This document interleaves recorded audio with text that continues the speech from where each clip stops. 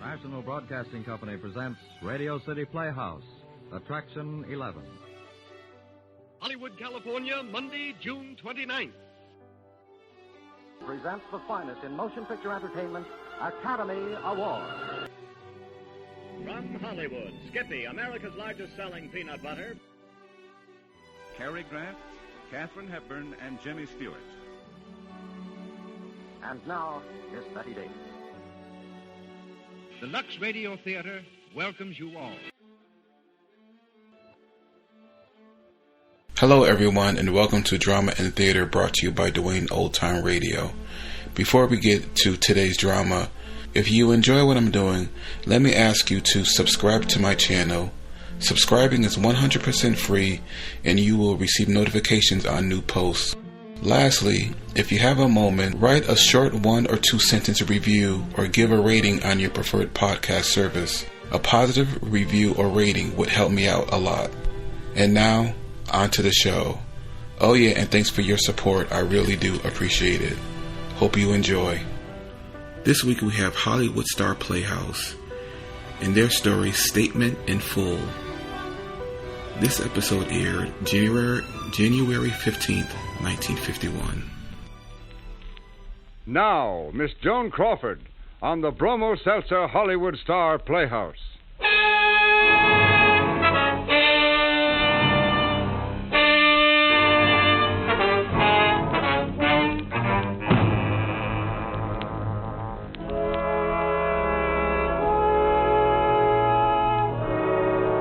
Bromo Seltzer presents Hollywood Star Playhouse.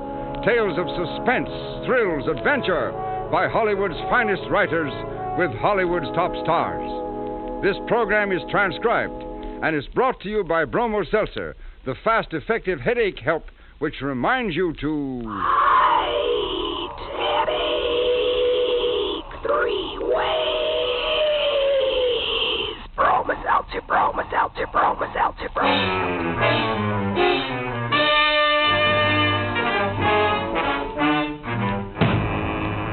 Good evening, ladies and gentlemen. This is Herbert Rawlinson. Welcome to the Bromo Seltzer Hollywood Star Playhouse.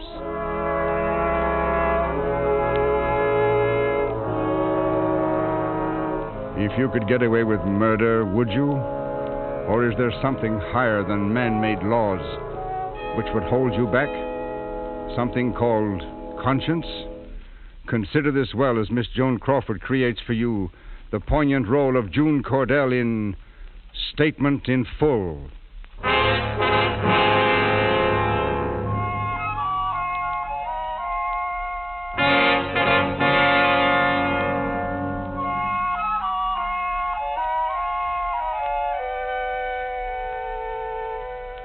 I had never in my life so much as touched a gun before that night at Lookout Point.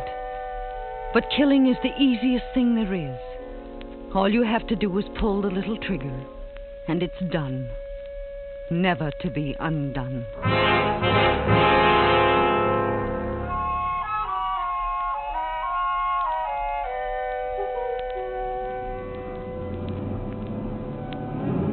I suppose it was altogether fitting that it should have happened at Lookout Point. It was there, with the lights of the city so far below and the lights of the universe so close above, that Bob had first taken me into his arms and said he loved me. How long ago was that? Too long.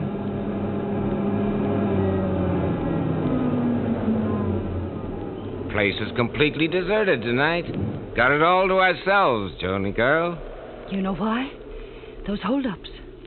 There've been so many up here lately. Yeah, and for every Lover's Lane holdup that's reported to the police and the papers, bet there are at least 2, 3 that never get mentioned. 'Cause why? 'Cause the parties involved just can't afford to have their names come out. Oh, let's not stay, Bob. I know you wouldn't have risked coming up here if you hadn't had a few drinks. Of course we'll stay. Nothing pleased me more right now than to have someone try to pull a stick up. Just happens that inside that glove compartment there's a revolver. Oh, Bob, you... Forget it. You know, Junie girl, you're looking extra special tonight. I thought you hadn't even noticed my new outfit. I can remember when you always noticed every little thing right away. Seems to me you've been doing an awful lot of remembering lately. Well, how about remembering that this is Lover's Lane? Oh, please, Bob. Well, there's something I've been wanting to say for quite a while now. You always seem to head me off, but not tonight. Look, June, I got another letter from her yesterday. She still refuses to give me a divorce. But I'm sure if you'll just be patient a while longer... No. What do you mean, no? Bob, I've made up my mind. I'm going to her myself. June... I'm sure that after I've talked to her as one woman to another, well, I'm sure she won't stand in our way any longer. Now, listen... No, Bob.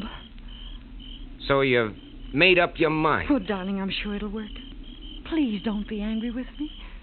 I'm getting next week off, and I'll fly to Hartford. You did say she lives in Hartford. Did I? Well, she doesn't. Well, then where does she? Junie girl, she doesn't. End of sentence, end of paragraph, end of romance. Bob. Yeah. Finally, it sinks in. There is no wife? The oldest gag in the world, and you fell for it. No wife. Yeah, and you'd have kept right on falling for it if I had really wanted you to, but it wasn't worth the bother anymore. Not that it wasn't nice knowing you, Junie girl. Awful nice. Was it? Was it? Stay away from that glove compartment, you little fool. You can't do that to me. All right, so you're mad enough to want to kill me. Trying to do it is another thing. Let go of that gun. Let go.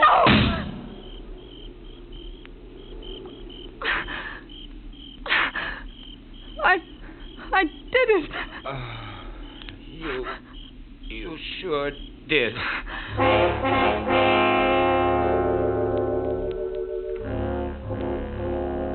He lay slumped over, his head on my shoulder. For a long time, I just sat there, unable to move, unable to think. Sat there with that head on my shoulder. Yes, even without looking at him, I knew he was dead. This man without a wife in Hartford or anywhere else. Dead. Eternally dead. Well, there's nothing to do about it now. Sooner or later, someone was bound to come and they'd call the police and... Police? But there was nothing I could do about it now. Or was there?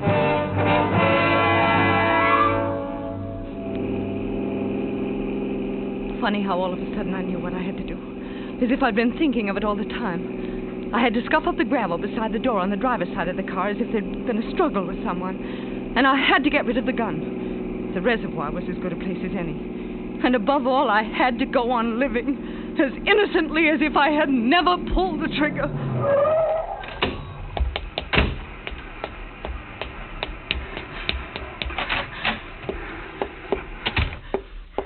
Yeah? Officer, is this the place to report? Louie, get the matron. A woman here looks like she's... No, I'm all right. Yeah?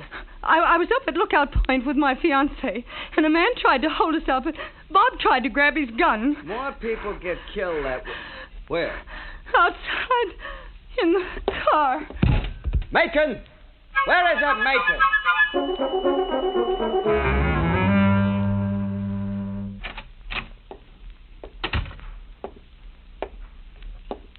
Sorry to disturb you, Miss Cordell. Yes, who? Inspector Price, homicide. Oh. I've got to ask you a few questions. Yes, of course. Sit down, Inspector. What time is it? The night after. That's why I couldn't wait any longer. I understand. Please feel free to ask me anything. Thank you. What we need, first of all, is a description of the killer. As full a description as... What's the matter? I'm afraid I can't be very helpful. I mean, it was over so fast, and the way it happened... You must have some idea of what the killer looked like. Well, Tall, short, fat, slim, light, dark. He was medium height and build, and dark. Mm-hmm. There wasn't much of a moon, you see, and, well, he came around to the other side of the car, Bob's side. He said something like, "This is a stick-up. Don't try any tricks. You, mister, get out." It was something like that. What kind of voice? Well, it was rather low. Low register or low volume? Did he speak with an accent or maybe a drawl? Well, I can't be sure. But you must be sure of something. Oh, what do you want me to do? make up a description?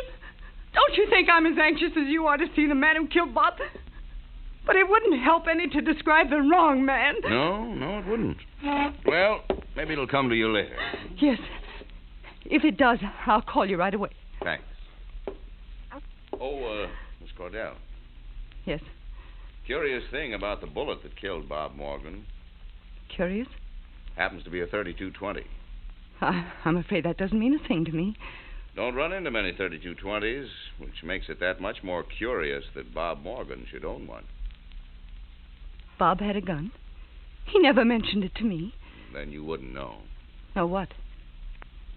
Why we can't find Morgan's revolver. Oh, maybe he got rid of it a long time ago. Miss Cordell, he took out his permit for that gun last month. I see.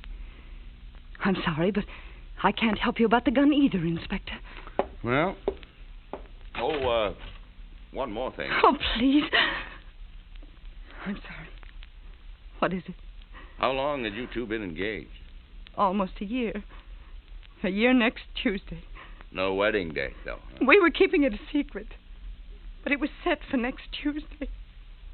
I'd already arranged to have next week off. Now, will you please go? Hope you feel better, Miss Cordell. I can see how much my questions have upset you.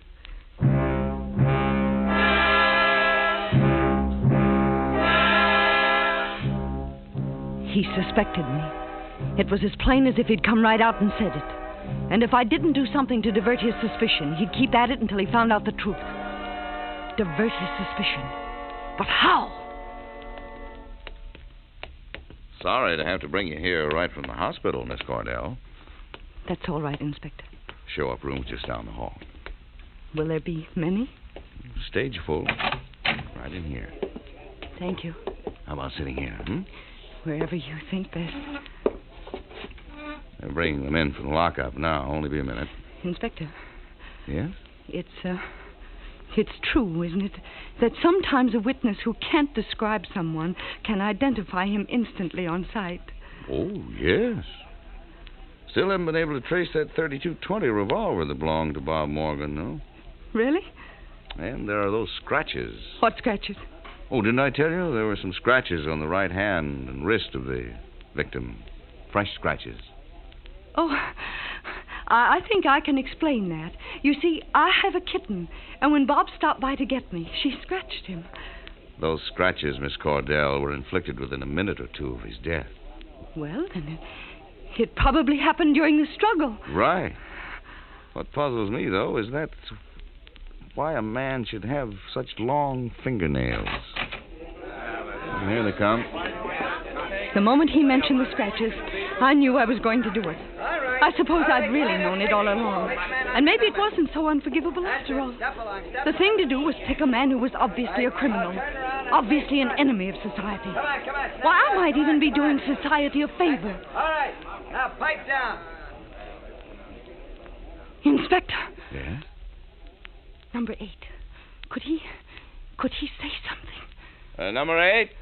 Me. Yeah, you. Step forward to the white line. Now, read that blackboard the sergeant's holding. This is a stick-up. Don't try any tricks. You, mister, get out. Yes, that's him. That's him. That's the man who murdered Bob!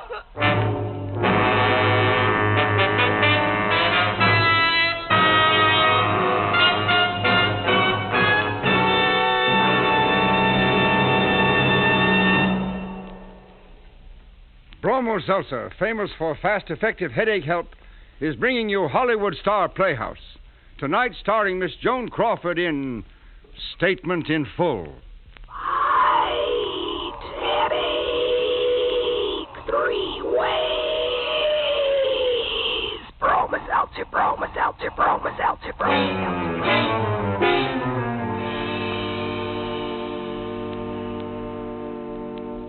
How do you do, ladies and gentlemen? How do you do? This is your old friend Norman Brokenshire. Every day, all over the country, so many businessmen and women who find themselves with a headache at the end of a busy day turn to Bromo Seltzer for fast, effective 3-way relief. Yes, sir, they've discovered, just as you will when you try it, that Bromo Seltzer helps your headache fast and effectively these 3 ways. If you've ever noticed when you get a headache, you usually have an upset stomach due to excess stomach acidity. Your nerves become jumpy and jangled, too. Well, the next time this happens to you, I want you to try pleasant-tasting Bromo Seltzer. I'd like you to see for yourself just how fast Bromo Seltzer helps the pain of that headache, how it soothes your upset stomach by neutralizing the excess stomach acidity, and how it calms those jittery nerves. You'll be glad you got to know wonderful Bromo Seltzer. As for speed, you just compare the speed of Bromo Seltzer's effervescence with that of any product in tablet form you've ever tried. You'll be amazed. For best results, use cold water. Follow the label, avoid excessive use. Be ready when a headache strikes. Keep Bromo Seltzer handy at home and where you work. Yes, for really fast, effective headache help, take Bromo Seltzer, Bromo Seltzer, Bromo Seltzer, Bromo Seltzer, Bromo Seltzer.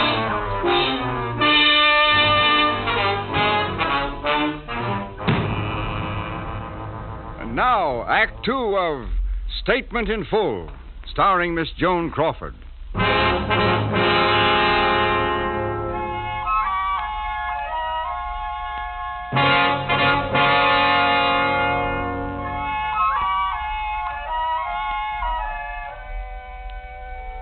I slept remarkably well the night after I'd accused this man I'd never seen before, of the murder which I had committed. I had expected a certain feeling of guilt, and yet I walked away from that show-up room conscious of nothing but relief. It wasn't until the day of the preliminary hearing that the reaction set in. Mostly it was the way he looked at me, the man I was charging with my crime. The way he looked when I raised my right hand and swore that I was telling the truth. The way he looked when I told my story. Those eyes seemed to mock every word I said. I was almost glad when the moment came for him to take the stand. Raise your right hand. Do you solemnly swear to tell the truth, the whole truth, and nothing but the truth, so help you God? Well, young man? I solemnly swear. Silence. Walter Haney, you have heard the testimony given here against you. What have you to say on your own behalf? What difference does it make if you believe her? Is that all you have to say at this time? Yeah, that's all I have to say. Then I have no alternative but to order you held on a charge of murder in the 1st degree. No! This court stands adjourned.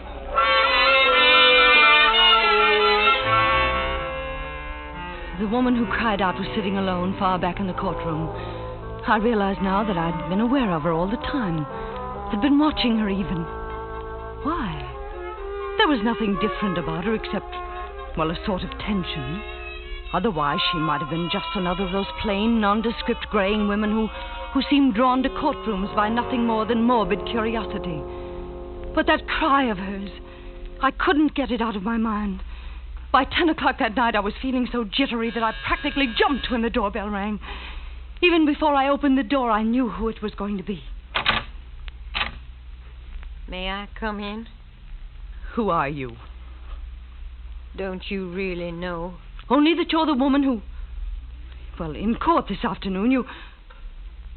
Yes, come in. Would you like to have me take your hat and coat? Don't bother. Will you sit down? Thank you. Who are you, anyway? What if I were to tell you that I'm his mother? Whose mother? Please, Miss Cordell. Why did you come here? Put yourself in my place. Would you sit in your room and try not to think? Or would you seek out the person who... Who what? This afternoon in court, you were so positive. Yes, you said. Yes, that's the man, so help you God. Why shouldn't I be positive? When the police first asked you for a description, you weren't positive. You could only give the haziest description. Well, that often happens. Ask the police. The moment I saw him, I knew instantly... Yes, instantly. One man out of many men. And you knew instantly. How? Because of that look of his. Those eyes of his. In addition to everything else. You're the only witness there is against him, Miss Cordero. I'm sure the jury will consider that. No. Not if you're so positive. A young woman of good family, good friends, good reputation. And he can't establish an alibi. Is that my fault? How can you be so positive that he isn't guilty? You have no right to come here and... I'll go now. It'd be a terrible thing, Miss Cordell, to realize afterwards that you might have made a mistake. Even might have made a mistake. Wouldn't it?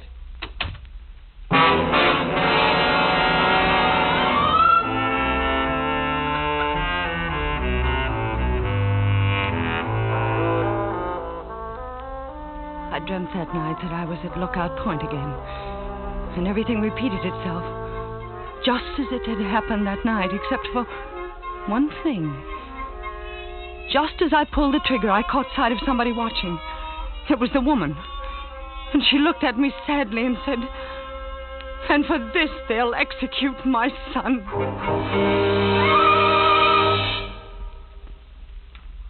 I went to the office the next morning, thinking it would be best to keep busy. But no matter what my hands might be doing or my lips might be saying, she was still in my thoughts. At last noon came, and I started out for lunch. But that isn't where I ended up. Miss Cordell, come in. I merely wanted to ask you, Inspector. Yes? I've been thinking of going away, out of town. Would that be all right? Just so you let us know where you are and come back to the trial. Oh, thank you. Rather sudden decision. Well, I haven't been feeling well, so I thought if I could get away for a while. Here I'd been thinking that you were holding up so remarkably under the circumstances. What circumstances?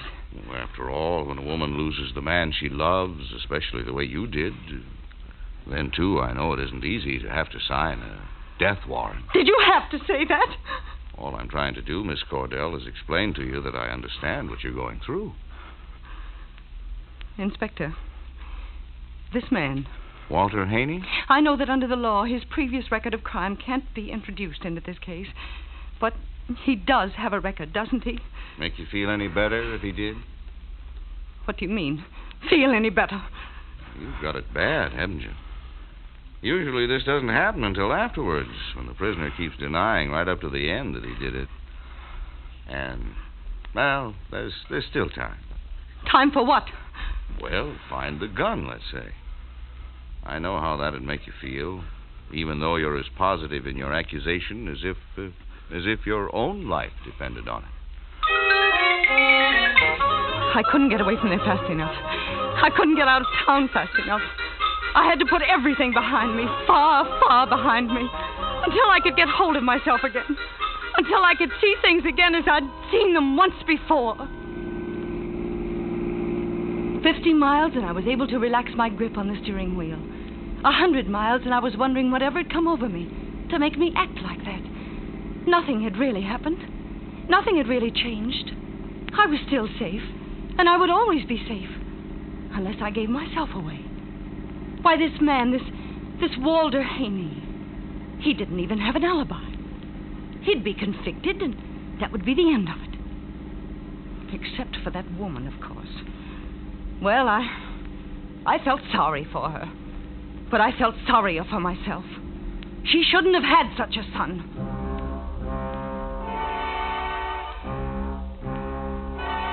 Oh, I was so sure of myself again. But not for long. For everywhere I went in the days that followed, I kept seeing that woman's face. At first, I thought it was an illusion.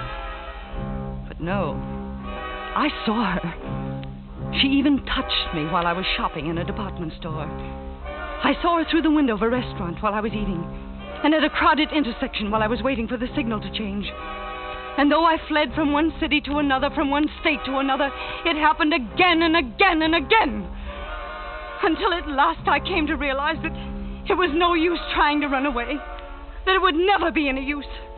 That unless I told the truth, gave myself up, I would always be haunted, tormented by the face of that woman!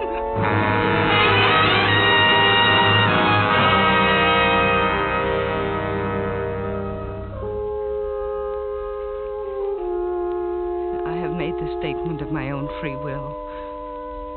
No promise of leniency has been made to me, except the leniency of my own conscience. Do I sign now? Yes, now that you've had a chance to read it over. June Cordell. Now what, Inspector? Matron will take charge. Oh, here she is. Oh no. Yes, Miss Cordell. I'm the matron.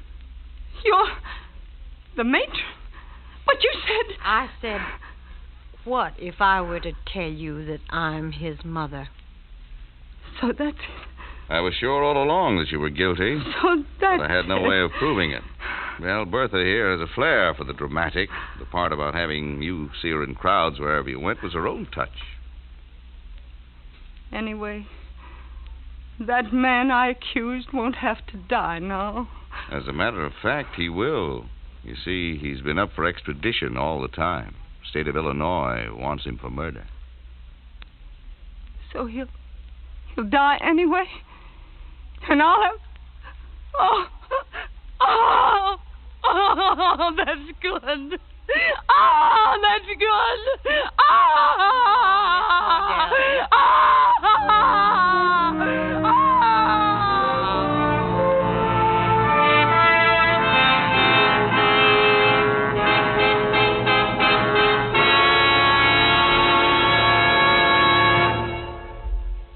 Thank you, Joan. That was a tremendous performance. Herb, I love doing it. And may I say thanks to all the rest of the cast. Donald Woods, Harry Bartell, John McIntire, Paul McVey, and Jeanette Nolan. Thanks again, Joan. In just a moment, I'm going to introduce Dick Haymes, the star of next week's play. Now, here is Norman Brokenshire. Thank you, Herb. An exciting story. Say there, neighbor, if this has been an exceptionally trying day for you and you've ended up with an annoying headache, get fast, effective, three-way relief with Bromo Seltzer. It's amazing how fast Bromo Seltzer works in helping your headache all three ways. These three ways. When you have a headache, your stomach is usually upset due to excess stomach acidity. Naturally, your nerves become jittery and jumpy. Well, Bromo Seltzer goes right to work relieving the pain of that headache. Bromo Seltzer neutralizes that excess stomach acidity, soothing the upset stomach, and it calms those jittery, jangled nerves. Wonderful? Ah, you bet it is. To really appreciate what a great headache product Bromo Seltzer is, try it on this guarantee. You must be satisfied or your money back. You'll like it all right. And you'll like the pleasant, refreshing taste of Bromo Seltzer. As for speed, just compare the speed of Bromo Seltzer's effervescence with that of any product in tablet form you've ever tried. You'll be amazed. Keep Bromo Seltzer handy at all times. Be prepared to... Fight headache 3 ways. Bromo Seltzer, Bromo Seltzer, Bromo Seltzer, Bromo Seltzer.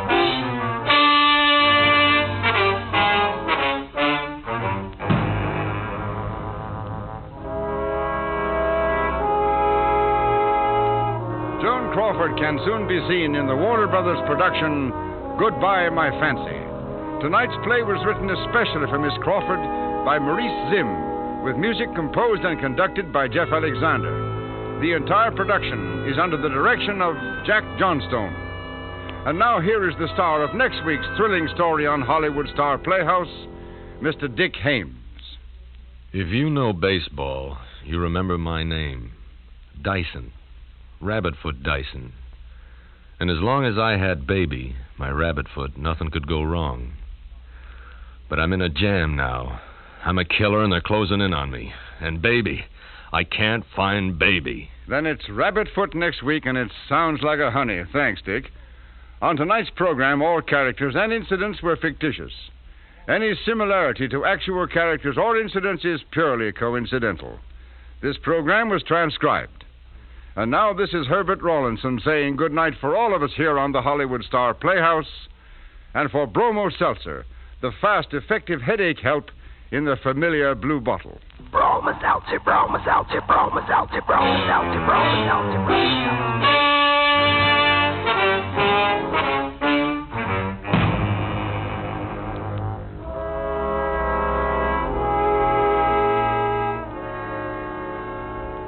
This is CBS, the Columbia Broadcasting System.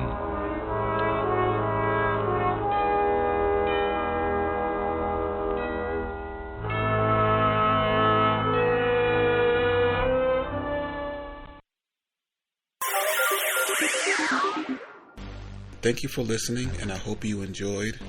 As always, you can listen to my podcast on all podcast services.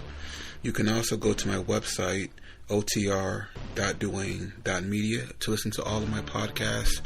There's donation information, patron information, and more all on the website. The website is slowly improving. Thank you for your patience.